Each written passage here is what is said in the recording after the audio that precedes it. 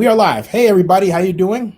And hope you're doing exceptionally well and able to join us. And thank you for joining us. Joseph, can you hear me? Yes, I can. Can you hear me? I can hear you loud and clear. And first of all, welcome to our live stream chat tonight, everybody. This is the date is Wednesday. Wednesday. And I repeat, yes, it is Wednesday on the 25th of March, not the 5th of March, the 25th of March of the year of our Lord, as Sir Peter Whalen would say, 2020. And if you don't know who Sir Peter Whalen was, hey, Derek Douglas, then you need to watch the Alien movie series.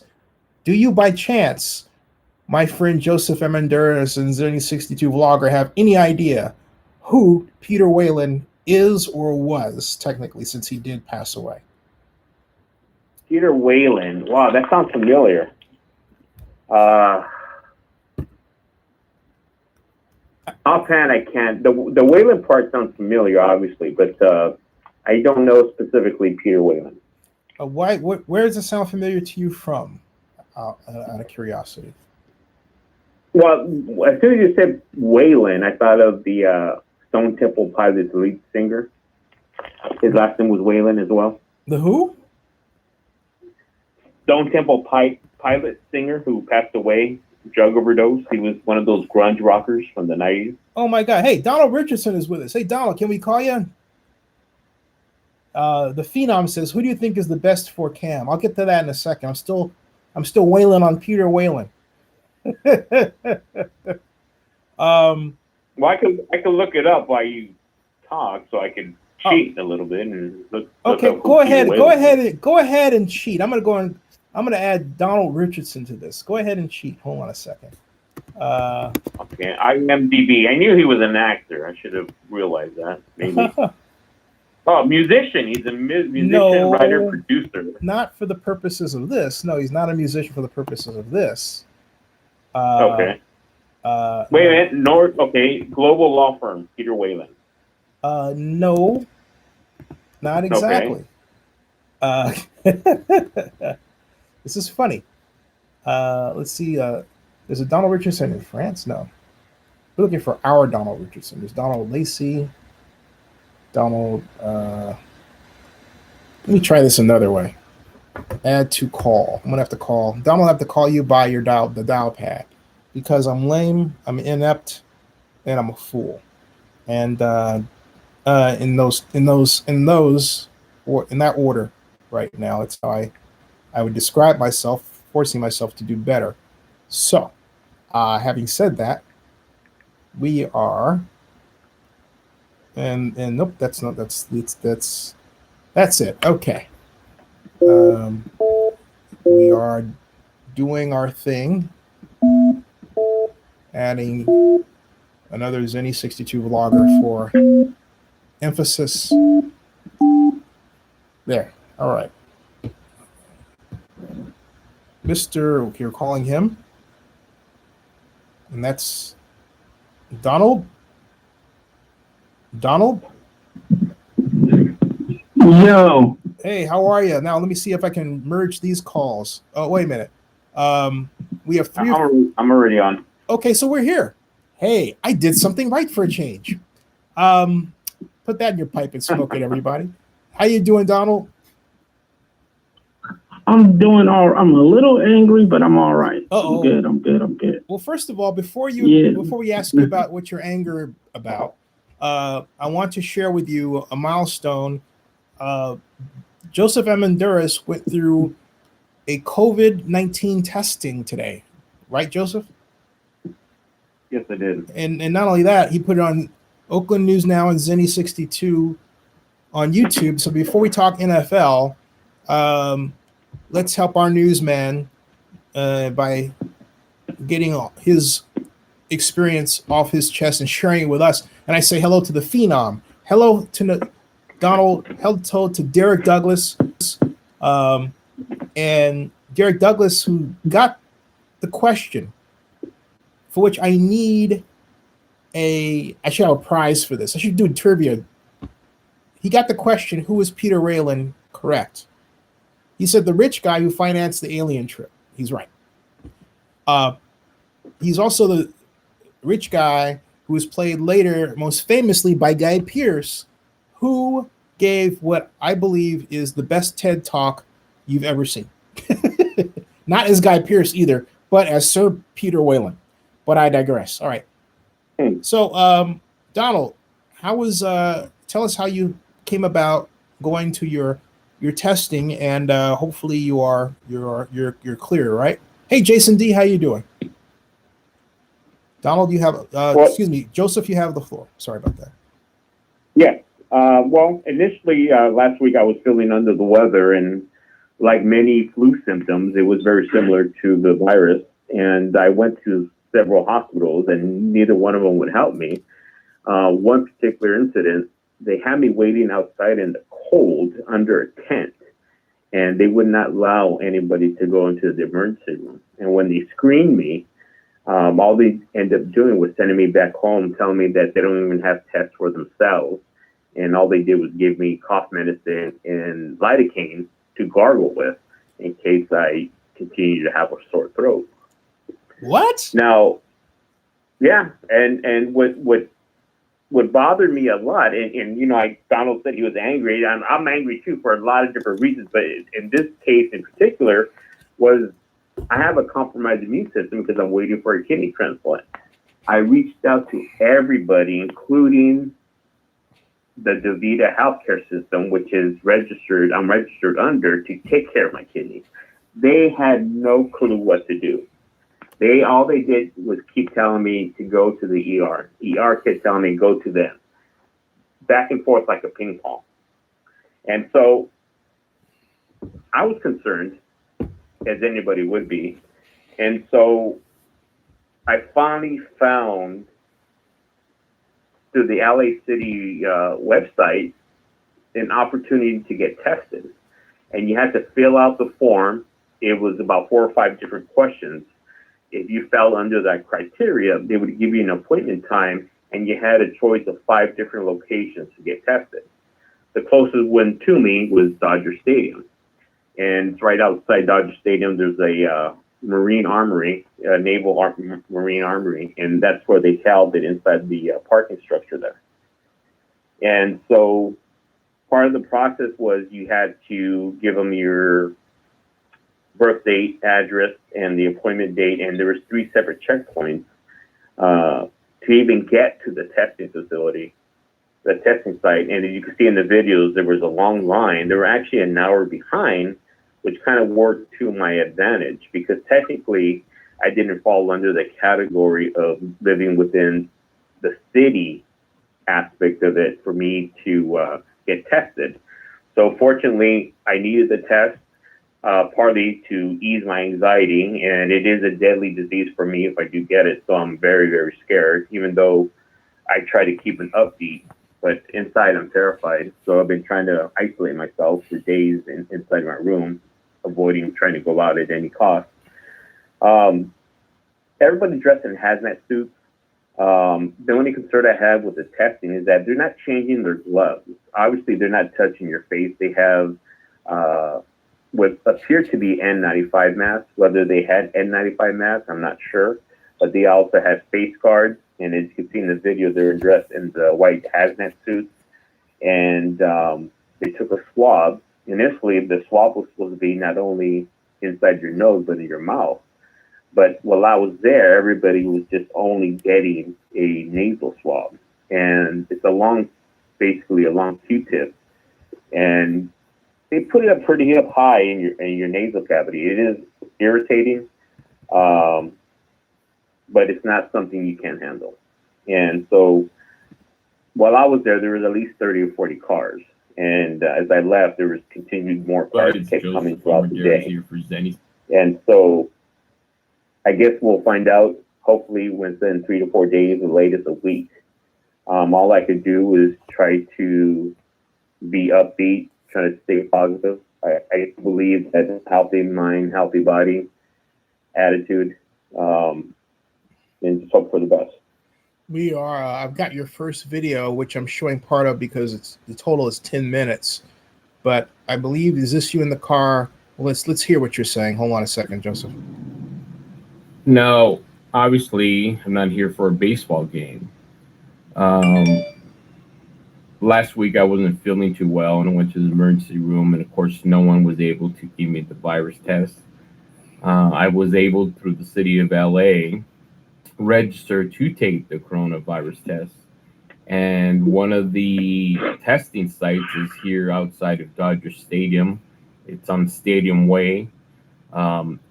There's a training facility that was, it's an armory right out off of Dodger Stadium that was later on after World War II converted for multi-use purposes.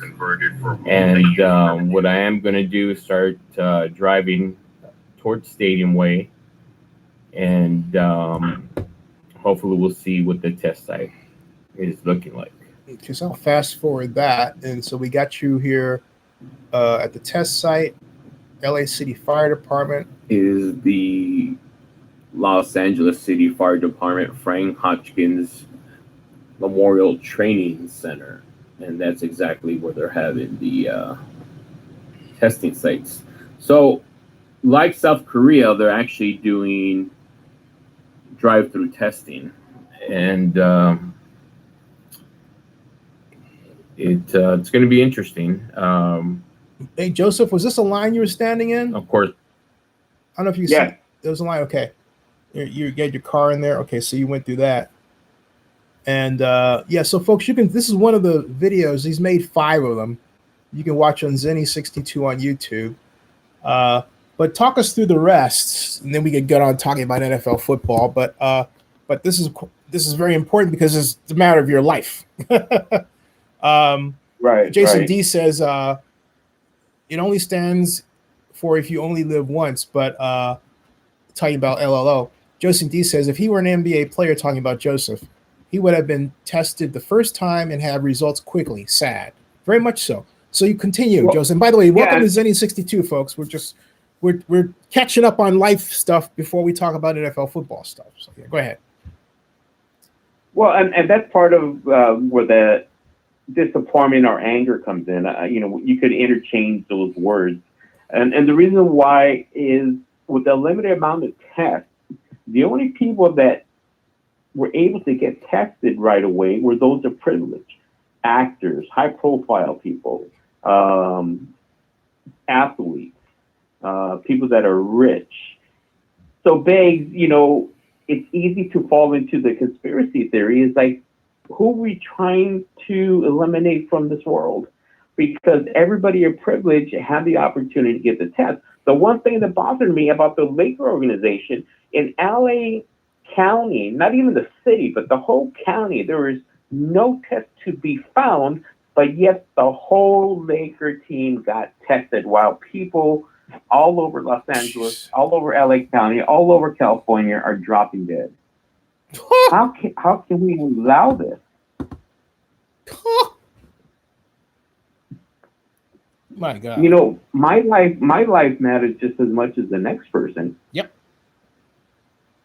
And so that's what's frustrating to me. I know what's frustrating to me even more is that, even within my own family, I don't think they take it as seriously because they're acting like it's no big deal. And I'm paranoid. I'm frightened. I walk around in my house with a mask and gloves on, just like you've seen in the video. And what's irritating is that you have these millennials that just don't care. This weekend, there's a house across the street from me that have a lot of millennials living there. It's just they fall under that age bracket, and they had a party. I seen people coming in with 12-packs, and they had a party. God. Not only across the street, but even down the street. And I'm thinking, my God, you may not be affected, but you're a transmitter. You're spreading that to other people. It has a domino effect, and it seems like nobody cares. Hey, John Akala, how you doing? I have to register my utter anger over this because Oh, by the way, I think Mr. Riggs was trying to join us. We have a will be a new Zenny 62 vlogger, Mason Riggs, joining us. And since I'm going to pull him in here, hold on a second, since I did call him, but and try to get him in here. Mason will be he'll be talking with us about the NFL draft when we get him fully installed. But this is hold on a second, folks. Just a little technical issue here that I am trying to navigate through, and I'm doing so with a little less than the usual aplomb. So where is his dealie here? There's that. There's this. There's that. And oh, here it is. Here it is. One moment, please. Okay, I'm going to try that again. Fingers crossed. My brain is on and this works. All right. One moment, please. I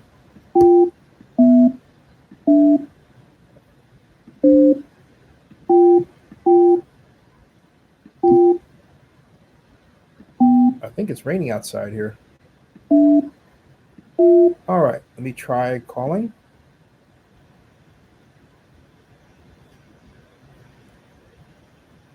And hope that goes through. Mr. Riggs, hello. It's ringing. Hello?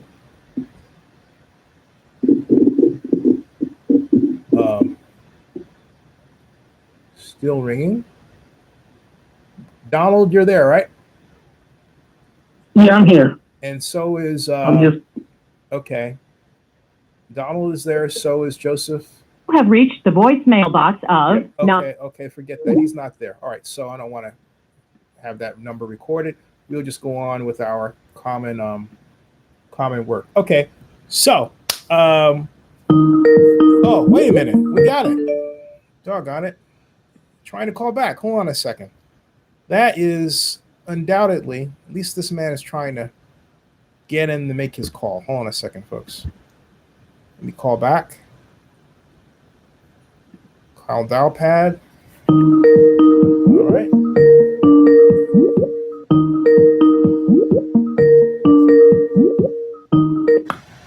Mason? Hello, Zenny. Hey, ladies and gentlemen. How's it going? Great. Mason, you're alive. I thought I'd give you a baptism. Awesome. Glad we were able to connect finally. Yeah, everybody. Mason, I'm introducing you to Donald Richardson, Joseph Amandurez, myself, of course, the Zenny 62 flock, of which right now they're 23, including such prized individuals as Sean Watson, Jason D, John Akala, Derek Douglas, and Mason is on his. You're actually double screening, which is cool. And so what we're in the middle of is we're talking about Joseph Amandurez got tested not too far from you because you're both in Southern California. You're in Brentwood, right? Brentwood and Northern California. Oh, Northern California. East Bay. East Bay. Yeah, you're closer to where I am, or would be if I weren't in Georgia. He is in SoCal.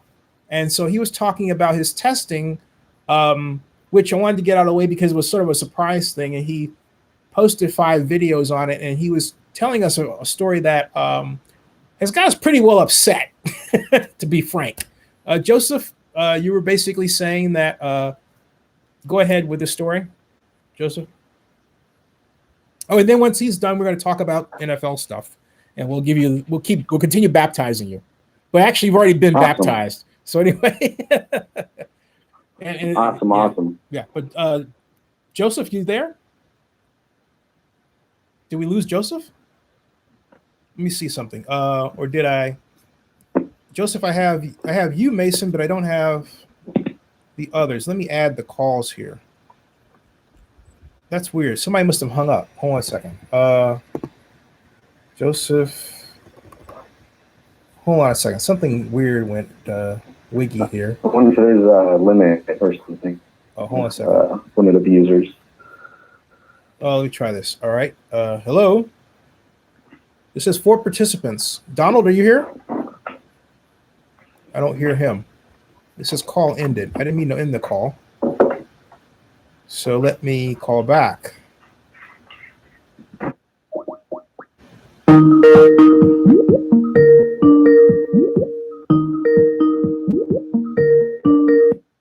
Hello?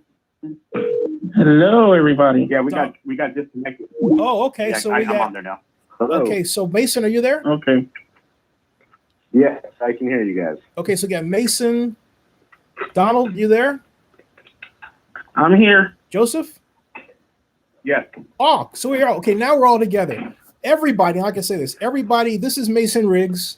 Mason is our new Zenny 62 vlogger as soon as he does his test vlog, but I'm giving him a baptism by fire. So everybody say hello to Mason. He's in Brentwood, Northern California. How you doing, Mason? I'm doing great. Excited to join the team and talk some sports and local events as well and current events. Really excited. And Joseph, we were talking about your thing, and then also we can't forget that Mr. Richardson had something he was burning on. So this is burn night. Burn, baby, burn. So burn on, Joseph. What happened? Well, as I was wrapping it up, it's just like one of the things that we were upset about was not having an opportunity to get tested and having everybody privileged get tested first, while the rest of society goes down in flames. And prior to that, what happened, Mason, was that he was told, he basically made a point that pissed me off. He said that the entire Laker team got tested, and yet no one else in LA County was able to get tested, and they're dropping like flies. So you have, Oh wow, yeah, that is yeah, a real terrible thing for the people out there. Yeah, that is not good. yeah. Definitely, that'd be very frustrating. Yeah, absolutely. So, hey, Joseph. So we go from Joseph to Donald.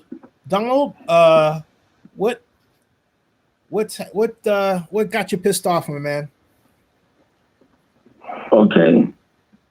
First, I got a message from a buddy of mine in Southern California that the LA County Sheriffs have decided that they're going to shut down all gun stores. So legal abiding citizens cannot go in, pick up the purchases that they made, or buy ammo. At the same time, like I had reported before, the sheriff office, they also announced that there are certain crimes that they're just not going to respond to because they're thin on officers right now. You know, they've got half a section of certain certain districts in LA County where, you know, they're short 20 or 30 officers due to the coronavirus. So now, like, citizens are literally left fending for themselves, but they have no way to defend themselves if Johnny Bad Guy decides to come through the front door. Whoa. That is and I believe that's going to start rolling through California big time. Well, and to add to that, FYI, one of hold on, you hear that sound? brother-in-law's- You hear that sound? That was the cars starting and people going out to their gun and ammo store, demanding that they be open late at night after what Joseph talked about and what Donald just reported. Wow. I'm sorry, go ahead. Well, I was going to add to what Donald had mentioned was there's one of my brother-in-law's co-workers' son is in the military, and he had called his parents and told them not to worry that in the next couple of days you're going to see Marines or National Guard out in California. Whether or not they end up rolling that out, we'll find out shortly, but I think that 72-hour period will come up pretty soon, if not by tomorrow. Locally in Glendora, California, which is about 15, 20 minutes away, 15, 20 miles away from the center of Los Angeles, there were National Guards rolling through the streets and setting up camp towards the foothills.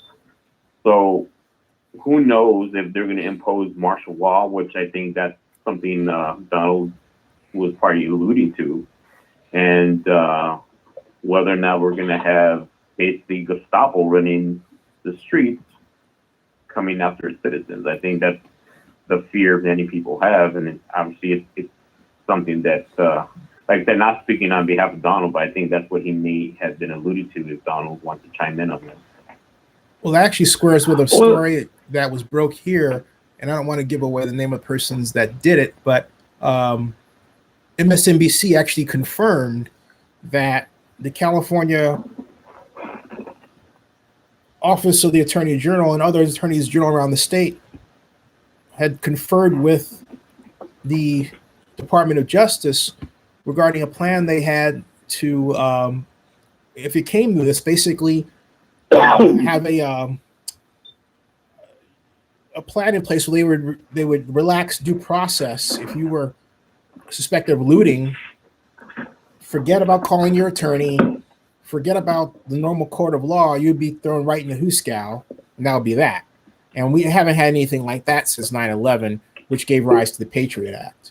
So, I mean, do we need to go through all of this? I think I'll leave that for other people to talk about. I do think it's worth discussing because, in my view, we need to find a cure for this as soon as possible, because I remind everybody that today, as per the title of this vlog, would have been Wednesday, or the start of Wednesday, going into Wednesday, which would have been the final day of the NFL annual meeting. But we're not having the NFL annual meeting because of the virus that's affected our lives.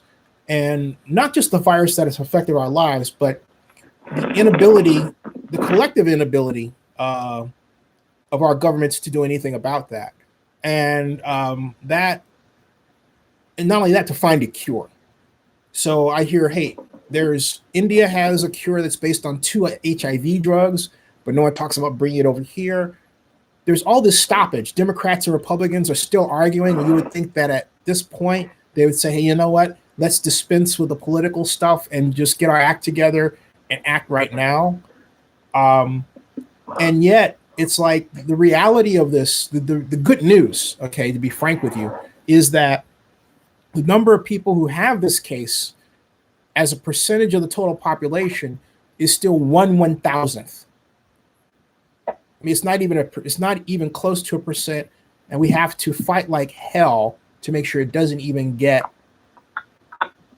beyond the one.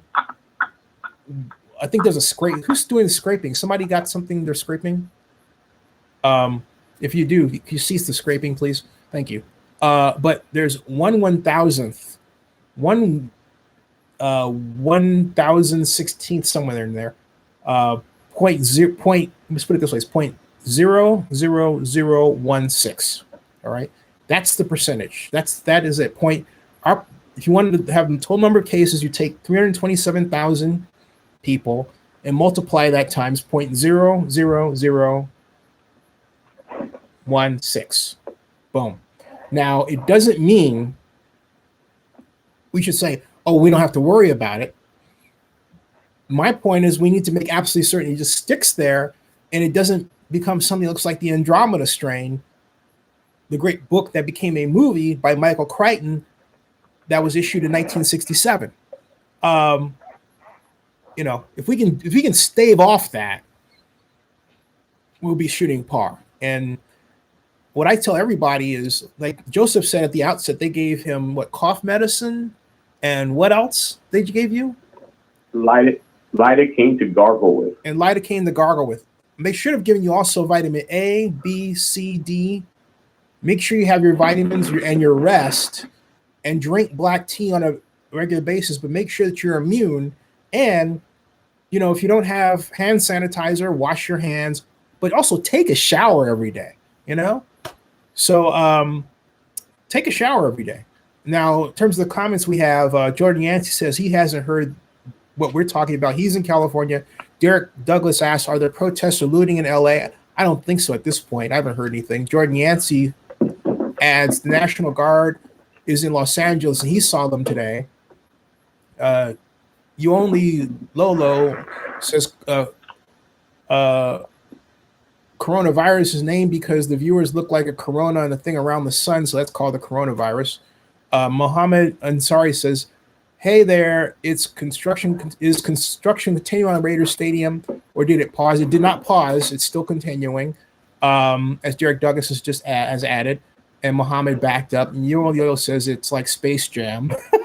So San Joko says, great advice, thank you. Derek Douglas says, aren't we all going back to work by Easter? Laugh out loud. The president says that's his intent, okay? So Donald didn't... where do you think we go with all this, Donald? No, they're yeah, I'm here. I don't know where to go with all of this. I just know that I know for a fact that they're preparing for the absolute worst, which I don't mind. I just don't like the way that they're going about it. Because I've been all over the world, and there are some cultures that could handle a shock like this, and then there's Americans. Yeah. And Americans are not. I'm sorry, we just not quick. We're not equipped to adapt fast to change like this. And we're not used to being poor, That's yeah. I mean, we're used to being rich. I'm sorry, I mean to interrupt you, but I just want to throw that in there. Go ahead. Yeah, well, I didn't want to say it like that, but yeah, since you said it, exactly. That is exactly what it is. And yeah, now people are gonna see what it feels like. Even now, this all of these are suggestions that we stay inside. None of it is mandatory yet. And I know in LA they're enforcing it. LAPD is definitely enforcing stay inside now, because there are other vloggers out there that are showing they're getting stopped by LAPD if they don't have a legitimate reason to be outside. So it's happening. Hey, Mason, what are you saying? I'm sorry. I'm sorry, Joseph. I'm sorry, Donald. Go ahead. I didn't mean to interrupt you there. Go ahead. You weren't done. Go ahead. Yeah. So I just, I'm praying for my American people that they adapt pretty fast to this. Let's get it over with and let's get back to normal life. Mason, what do you think about all this? What are you experiencing? A little bit of crazy times. Grocery stores are still hectic at this times. I have heard of local authorities, trying to keep the streets clear. I've even heard the rumor of a citation that was handed out. I believe it was a $400, $500 fine. And it's just crazy times. And just kind of touching on, not letting it expand and, grow. The Spanish influenza, that kind of took place, I believe, in 1912. It was, I believe, a little bit more drastic strain to people. And I believe that lasted for 2 years, had a heavy impact. So as kind of you mentioned, Zenny, it's very imperative that we do our best to try to prevent it from, gaining ground and whatnot. And then relating to the gun stores, my uncle, about 2 weeks ago, went in to do the gun test and order his gun. And he said he waited in line for 6 hours. Oh, that was 2 weeks ago. Jeez. So just to give you a little idea, I don't know any gun stores around here that are shutting down. I haven't heard of that, but it is definitely hectic. You can Google it. That's Donald Richardson. Go ahead. I'm Donald. sorry. Go. No, that's okay. I didn't mean to interrupt. Okay. No, you can Google that. That's like national news right now. That the LA sheriff decided to shut down all gun stores in the LA area And because they're not Yeah, considered. that's puts people They're not at considered to be risk, kind of essential. you're mentioning. Yeah, I would argue they are essential right now because it's hectic times, and like you mentioned, people have to be able to defend themselves. You know, and as you mentioned, Zenny, it's really frustrating that Democrats and Republicans are still really butting heads right now, and you know, during this crisis, and they kind of come together and find a way to, you know, put differences aside. You know, this is a critical time, and the last 3 days really haven't gone anywhere. It's kind of been at a stalemate, and it's really sad. I agree with you, and I want to add, you know, that like we're out here in Georgia, we don't have the shelter in place policy yet, and frankly speaking, I hope we never do. I'm heartwarmed that people are voluntarily staying in. There are some wackos in a sense that don't mind their space. There's a problem with that. In fact, I wrote about it on oaklandnewsnow.com today in Oakland, where if you're running around the lake, people are not they're not paying attention to the 6 foot distance. They're brushing up against you and everything else. So they should be calling out, you know, 6 feet, give me 6 feet, 6 feet to the left, 6 feet to the right, or whatever. Just be careful that you don't cause somebody to, you know, give you 6 feet and wind up falling into the drink. But I digress. If you know what Lake Merritt, you know what I'm talking about. But my point is, Right. yeah, right. But my point is that here we are by nature of the fact that we're basically in a rural area, we are at long distances from each other, comparatively speaking. And so we have the luxury of having cleaner air. But I am concerned about the safety aspect because of the job loss. And I keep thinking, gee, we need extra protection here. We've got some good things around here that I don't want to get into what we've got. But I'm thinking in a way, being here, that when I talk about it being back in Oakland to people, I said to one person, I said, hey, look, you know, in Georgia, if you are caught on somebody else's property, and you're acting in a way that's threatening, they have the right to take a gun and use it to their defense against you. And the person's looked at me like I had 3 heads, and I said, you know what? My elderly mom is here, and I back that. Okay. Now, the good news about being out here is the police respond like that. It is light years different than back in Oakland, where I had a smash in the car that I rented when I was back for a week. And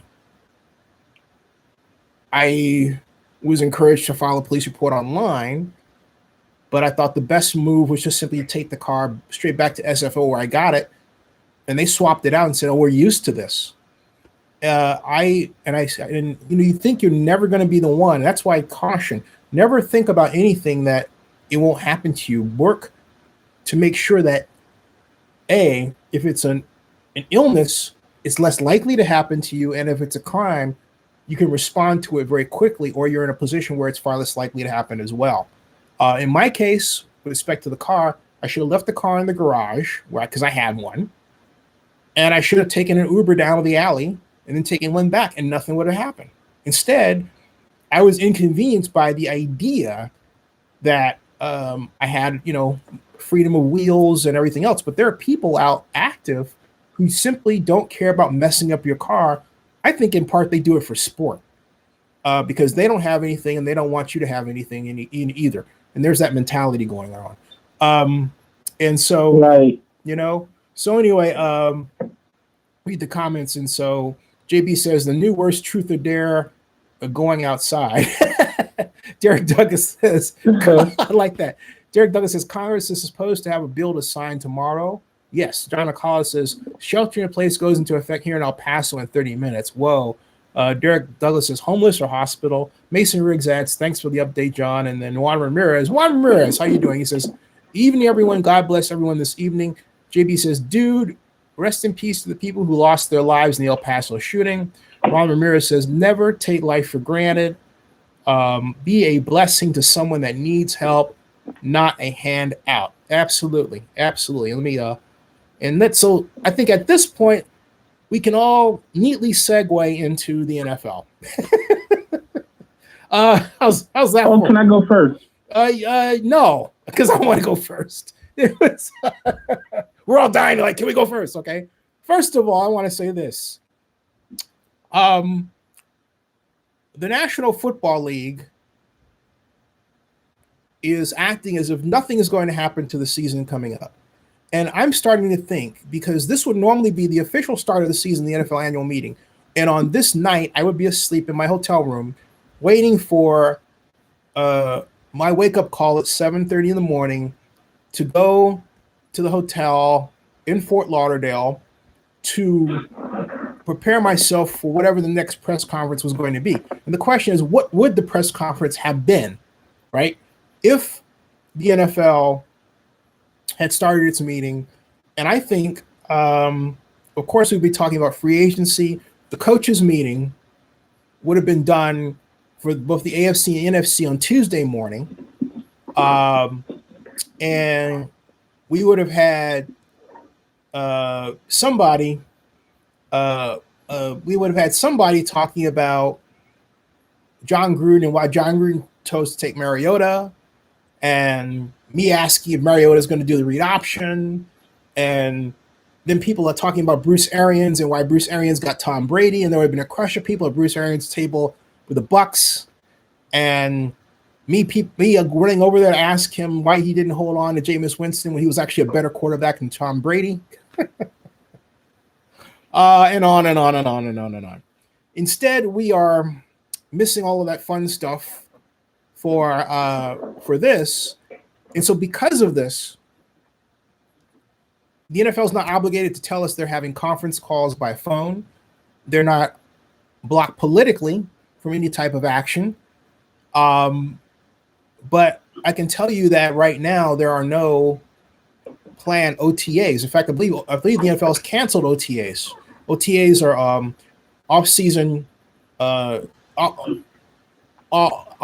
of training camp meetings, and I don't know when they're going to officially start back again.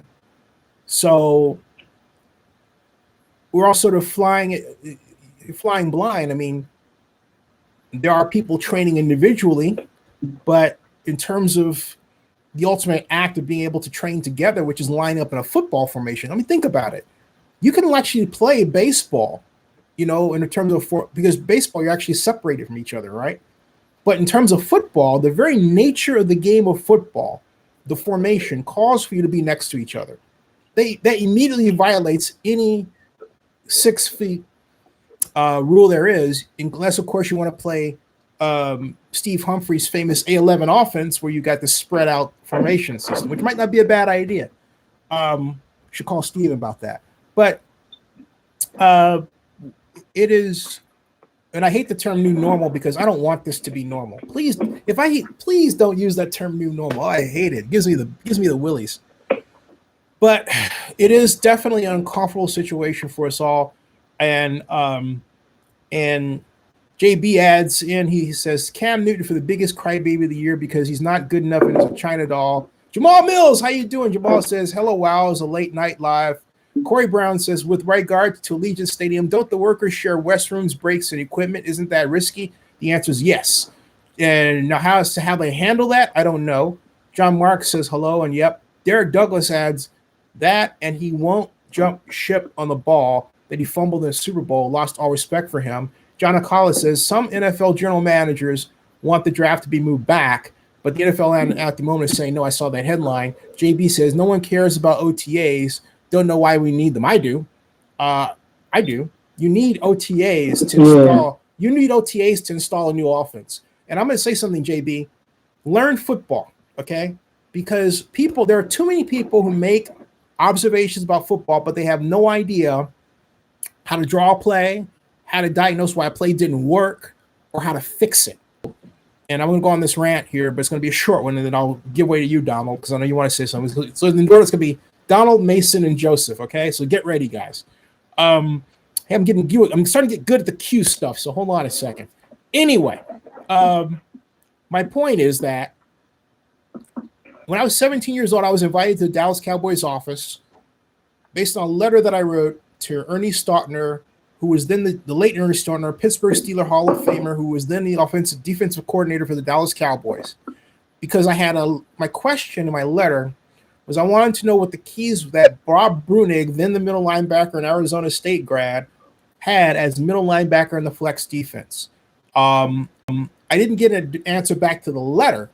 What I got instead was an invitation by letter to visit the Cowboys office. And I was, only kid, young, in Oakland. We lived on Warwick at the time.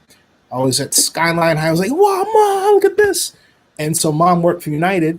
I could travel for free, so we arranged it, by myself to travel, which Mom didn't really like for me to do then much at all. But they worked it out. We worked it out with the Cowboys, and everybody took the appropriate eye on me. And so I was there for a single day, stayed at the Hyatt Regency Dallas. I had a cocktail. I shouldn't have, but I did. I was 17, but right? Mom now knows I had a cocktail at 17. All right, fine. And everybody else does. So anyway, but that was after I visited the Cowboys office. I was there at 8:00 in the morning, and you walked in. They were at 6116 North Central Expressway. You walked in, you go up to the 11th floor, get out of the elevator, you turn right, turn left, go all the way down to the end of the hallway. They had the whole floor. I sat down at this desk next to a woman by the name of Marge Kelly, and I watched. It was like it was basically a simple office, like any office you'd see even today, with the walls and everything and the chairs and all that. Kind of like Mad Men almost, in a sense. But at any rate, there was a door on my immediate right, and out of it came Mike Hagman, who was then the linebacker for the Dallas Cowboys, Cliff Harris and Charlie Waters, the dynamic duo, free safety and strong safety for the Cowboys, and a couple of guys I didn't recognize. But those guys, since I took the Dallas Cowboys Weekly already then, which is their magazine, I knew like that. And I was like, whoa. And I'm in a blue suit, red tie, white shirt, basic conservative look. So Ms. Kelly asked me to come into this huge conference room with wood grain table, and there was a hallway on the other side of it, and a view to the other one, to Dallas, and there was a blackboard, which is it was this 1979. Okay, it was a blackboard, and a projector reel. Now, some of you who are much younger, Mason, how old are you? I am 29. You're 29? Okay. 29? Yes, sir. 29. 29, okay. So I'm 57. In those days, we had real projectors. Maybe some of you have seen Reel. I don't know. But my point is, it was real. They gave me 6 reels of film. Dallas defense versus the I formation 1, Dallas defense versus the I formation 2, flex strong quality control, flex weak quality control, Dallas defense reel 1, Dallas defense reel 2. And I watched them all back. And at one point, I would say an hour into the session, which is I set up myself, and they told me what reels they were, right? And they showed me how to set up, and did the rest. The film broke. I was like, oh no.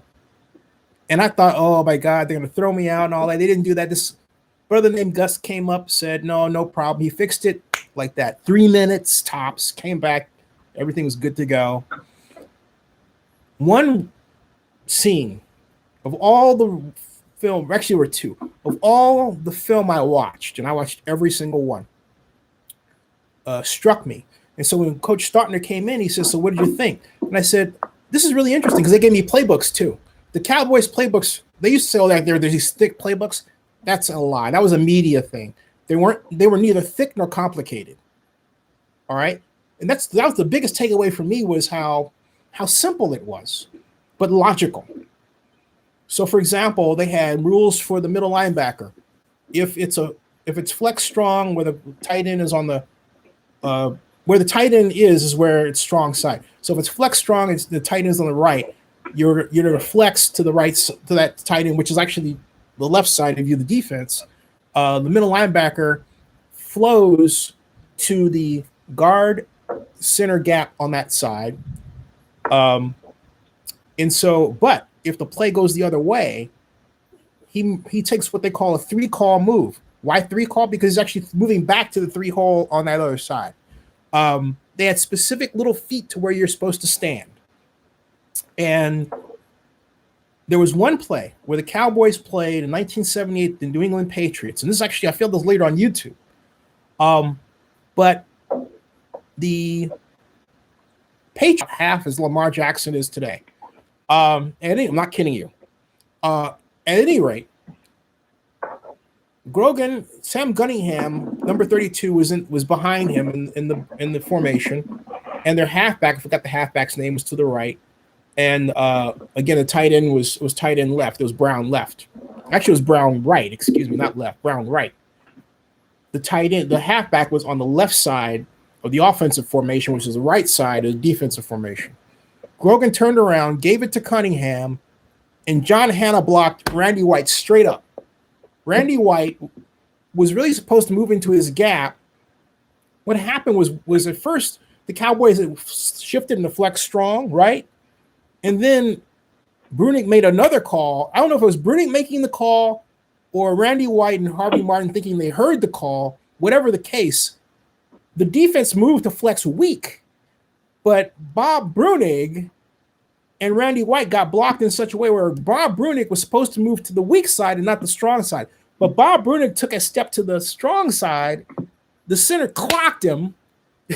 I mean, just clocked him straight up. And then John Hanna blocked straight up. John Hanna's all pro. Blocked straight up Randy White. Randy White could not flow to his gap, even though he was flowing the wrong way anyway. And this hole opened up where Brunig should have been. And Cunningham ran 56 yards for a touchdown. Point that I'm making is that, and the beauty of the flex is it's easy diagnosis. I'm 17 years old, and that's what I told Coach Startney at 17, having no previous experience in a film room, just an analytical brain. Okay. And he goes, that's good. Yeah, that's right. And we were talking about how the flex works and everything else, And I had some suggestions and some ideas which he thought were equally interesting.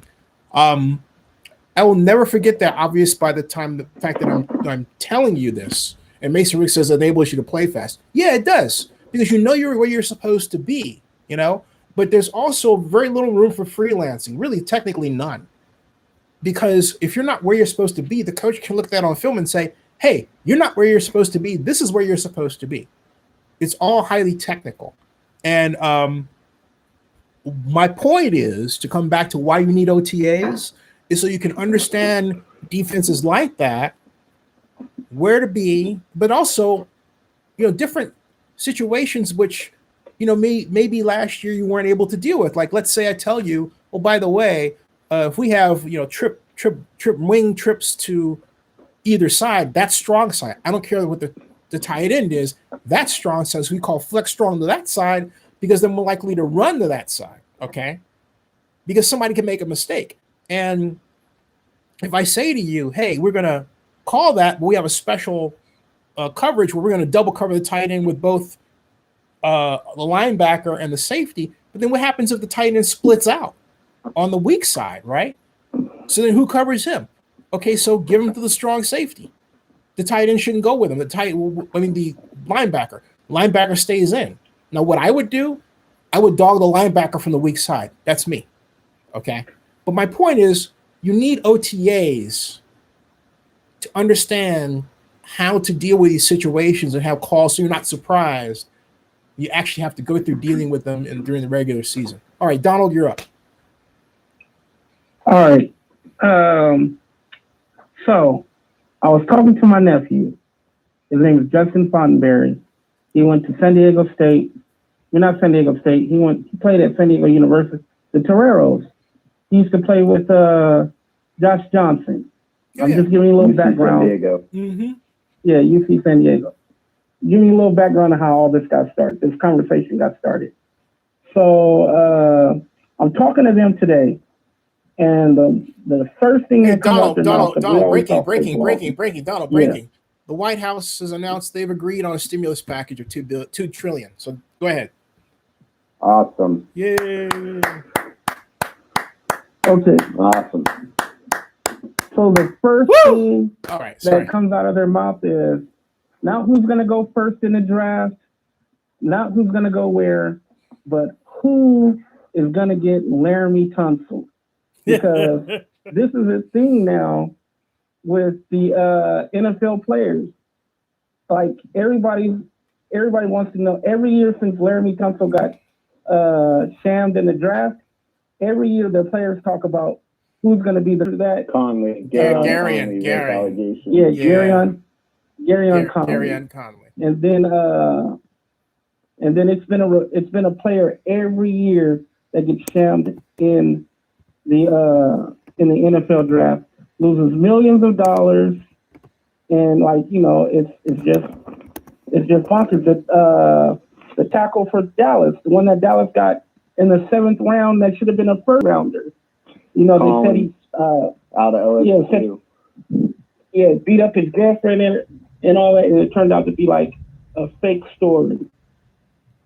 So I wanted to start with that. Oh, by the way, you're saying Laramie Tunsil, right? Yeah, Laramie Tunsil. Laramie Tunsil. The Laramie Tunsil. It just so happens, Gas folks. man. Well, it just so happens, folks, that the very day that Laramie Tunsil was drafted in Chicago, yours truly was sitting in Chicago, waiting for Mr. Tunsil to come out, when about 15 minutes beforehand, on the screen on the left, in the video I'm about to show you, okay, this is my vantage point. This video has been seen, it should have been seen 1 million times, but it's only seen 400,000 times. And everybody from Deadspin to, there were 8 other mainstream, I'm just going to say this bluntly, white media took it from my channel and did not credit me, okay? But you can see the video everywhere. The Atlantic did it. They didn't credit me, all right? This, however, is my video. Obviously. Zenny62 right there. You see that? Zenny62. And I had a habit at the NFL draft that I still have to this day, where, because people forget that these gentlemen are actually, they're teenagers. They're teenagers. I'm on live. Yeah, I know there's a storm. I got it. We got it. Okay. At any rate, talking about there's a thunderstorm here. At any rate, this is Mr. Tunsil, and I'm going to play for you. It's a 3-minute 48-second video, because I asked him the first question after what you're talking about, Donald, happened, and here is Laramie Tunsil. How do you feel? Hold on a second. Let me get this. How do you feel? I'm good, man. I'm excited just to be in this position, man. Blessed just to be a part of the Miami Dolphins organization, man. I couldn't ask for nothing else. Walking across that stage, man, it was very exciting, man. Just to say the commissioner, I'm blessed. So talk to us. What the heck happened with that whole video and everything, man? Man, somebody hacked my account, man. I made that mistake, several years ago. And somehow somebody got my photos and hacked my Twitter account. And apparently somebody just hacked my Instagram account, so, man, it get crazy. Yeah, I can't control it, man. We're allowed to control it. Have you seen the Instagram photos that are out there on your account? I just did an interview with ESPN on the radio, man. It just 5 minutes ago. So Are those conversations that you had with John Miller and with Hugh Freeze? Are they right? Like I said, I made a mistake, a huge mistake. Things happen. I can't control things. Who gets in my phone and hacking my Instagram, my Twitter, man. I'm just happy just to be a part of Miami Dolphins organization. Blessed to be here. What do you have to say to the teams that pass up on you? Like I said, man, just give me a chip on my shoulder when I get into the league, man. You know, play hard. I'll be here. Miami Dolphins, all I got. Laying on the line. Any idea? I don't have no idea who it is, man. I'm new to this. Can you take us through that?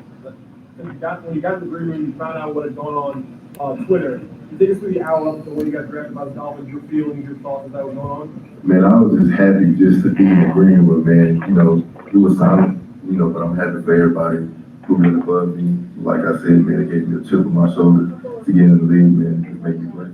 Yeah, from Florida, how happy are you to be going back? Oh, man, I'm just saying, I'm happy. No, I was just playing, but like I said, I'm blessed just to be anywhere. Like I said, like, I'm just blessed just to be a part of the organization. Did you Miami City? They said they're excited to have me, man, so, you know, I'm happy, so I'm excited, man. So was there an exchange of money between you and your coach? Like, with the Instagram photos? No, I won't say all that. I won't say that. Were you surprised at how far you fell, or did you have conversations with anyone where they said, like, hey, you might slide because of what happened? Was that something you were expecting? I mean, like I said, somebody hacked my account, and, you know, I was just preparing for the worst, man. Like I said, I'm just blessed just to be in this position. You got the word while you were in the green room, right? So this hit you like a ton of bricks. You're sitting there and you're thinking, yeah, great, and all of a sudden. Right, it's crazy. So not only did someone hack your account, but they doctored those messages. You're saying those messages were not messages? Oh, the message you talking about from, no. Those true. Like I said, I made a mistake of that happening. And So was there an exchange between you and your coach of money? I have to say, yeah. I mean, how many people have your accounts for you, Twitter? Man, I just have my password. That's my password. And I don't know how they got out, but it happened. Has anyone talked to you about how did you prepare to have a big game on screen? Nah, man, like I said, I'm just happy. Because everybody, like I said, I don't know who did it. I don't know what happened. But like I said, I'm blessed. Have you talked to the NCAA at all in this investigation? Have they talked to you about? He's got no more comments. Sorry. Thank you guys so much. Folks, I'm gonna tell you a story. This all happened while he was up here. I'm gonna freeze this right here. Watch this. Watch this. Right there. He was about to wail on this dude. Okay. And what happened? And that guy, I don't know who that guy was, but some reporter with one of the news organizations that covered him at Ole Miss, and he was basically, apparently he had put out some incorrect information about him with respect to Hugh Freeze, who's since been, put down from there, if you will.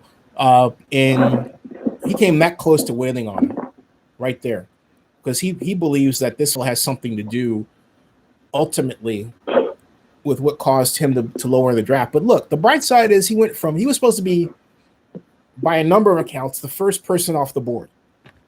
He was the 10th person off the board. Okay.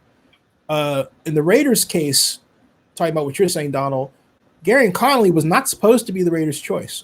Cam Robinson was the guy everybody thought the Raiders were going to get.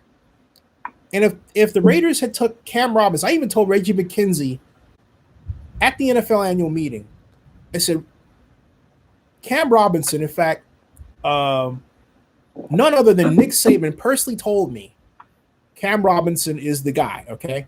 And Nick Saban, lest you think I'm kidding, I am not. Nick Saban came up to me at the Philadelphia NFL draft, and personally sang Cam Robinson's praises when I called him out as the man for the job in the NFL, and he stopped. Did Nick Saban? He stopped, turned right around, as you're about to see, came right around in spite of the NFL people hand was saying don't go, came right back to me to address my question, in my comments about Cam Robinson. This is Hey, Coach Saban, you got 15 seconds. Oh, okay. 15. Cam Robinson's the antidote to Myles Garrett. He's the antidote. Cam Robinson's the antidote to Myles Garrett. A few seconds about Cam Robinson, one of the best tackles in college football. Well, I think Cam Robinson is a guy that we've had several first-round offensive linemen. He may be the guy that, to me, has the most upside and may be the best pro player of all the guys that we've had because of his athleticism, his length, size. He's a good competitor. This guy's somebody's going to get a really good player, Cam Robinson. Thank you, sir. Thank you very much. Appreciate it. Okay, so you want to talk about a guy who backs his players, Nick Saban. You saw that. Stop right there, turn right around, and he talked about his guy. That's what you're supposed to do. He talked about his guy. So Mason Rick says sweating like he's getting investigated by the feds. Now he was sweating because it's hot in there. They had these lights where you're sitting, and if anybody ever has the opportunity to cover a draft, in the interview room, at least they straightened it out since then. It's less an uncomfortable affair, but the lights set up in those days can be particularly warm. And so, and they were moving the NFL draft around. When it was in New York at Radio City Music Hall in the Grand Lounge in the basement, it was a lot more comfortable affair. And I'd done it for so many years since 2005 when we were at Javits, that we moved over to Radio City Music Hall. I got to a point where I would grab some dinner tables from the restaurant next door and set up my own little cubby hole with live stream and everything else, and I was ready to go. Those are the days. At any rate, but JB, I don't think Cam Robinson's a bust at all. Came out all pro. I don't know how you can say that. He started off all pro his first year, exactly what I said was going to happen. They pivoted him at left tackle as a rookie. If the Raiders had taken him with Donald Penn, the Raiders would have had the luxury of keeping Donald Penn at bay rather than holding out for a contract. Remember that? And then, remember that? And the Raiders brought in Mr. From UCLA, and thinking that because he's 6'9", he's going to be the answer. And he's not exactly twinkle toes on his feet, so he gets beat. Cam Robinson would have stopped that, and he would have stabilized the Raiders at left tackle to this day. They would have had Donald Penn. They could have eased right in from Donald Penn to Cam Robinson because Penn would have been less likely to hold out, knowing he had an immediate replacement. That's what happened. Folks, it is raining cats and dogs out here, so I may have to come back another time because it's like it is 2:01. So I'll tell you what, let's do this. Let's come back tomorrow. Oh, but you know what? Before I do this, I want to get in Joseph Amanduras, and then Mason, you're going to have the last word. I'll let Mason go ahead. Go ahead, Joseph. Okay. Couple thoughts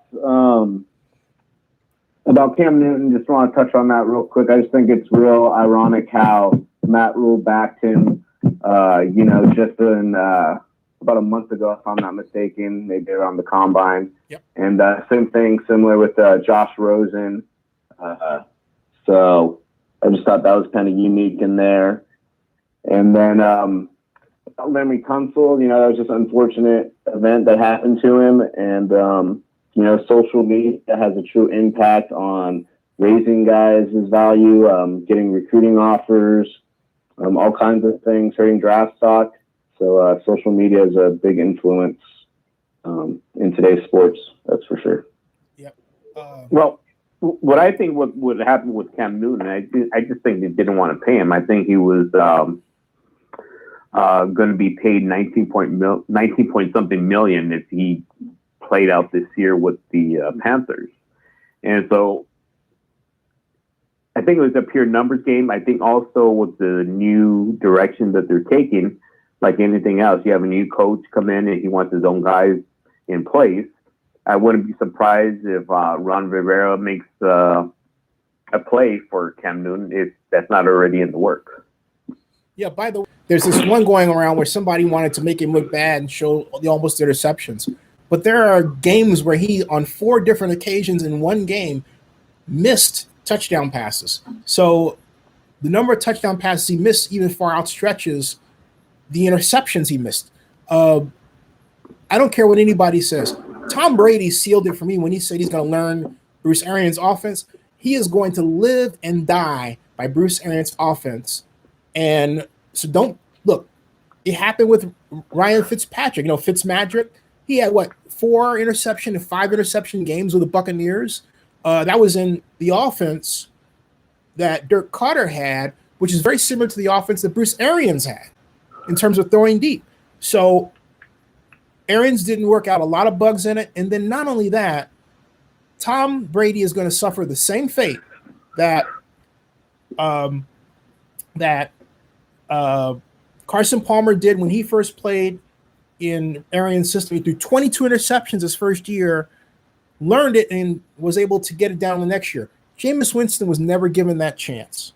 Okay, so in all, they treated that guy like crap, and I pray he gets into a better situation with a Bill Walsh style offense that emphasizes short and medium range passes, because he hasn't seen that before. He hasn't had the luxury of throwing, maneuvering, or operating a truly timed passing offense, and I hope he gets his chance. All right, everybody, I'll see you all tomorrow, and welcome aboard, Mason. Hey, can I just add one more? I want to add one more thing to the Jameis Winston deal. Okay. Because this also ticks me off. Jameis Winston was a 4.0 student at Florida State before he got to Florida State. And there are people out there saying he's not smart enough to get an offense. This guy's he's a legitimate scholar. Yep. So if you're thinking he's not smart enough to get an offense, you don't know Jameis Winston. That's right. All right, that's all. Hey, folks, I'll close with this. Racism is a mental illness. There you go. All right. So is every kind of other ism, folks. Just a moment, I add that. Take people on an individual basis. Don't judge anybody, because, heck, you don't like being judged either. See y'all later. See you tomorrow. And Mason, we're due for our test vlog, so I'll be emailing you with a time and a place. A time, not a place, but a time. Sounds good. All right, cool. Welcome aboard. All right, everybody, a lot of fun. I'm going to have some more fun, but stay safe. I got to get out of this storm. See you later. All right, later. Later. Later.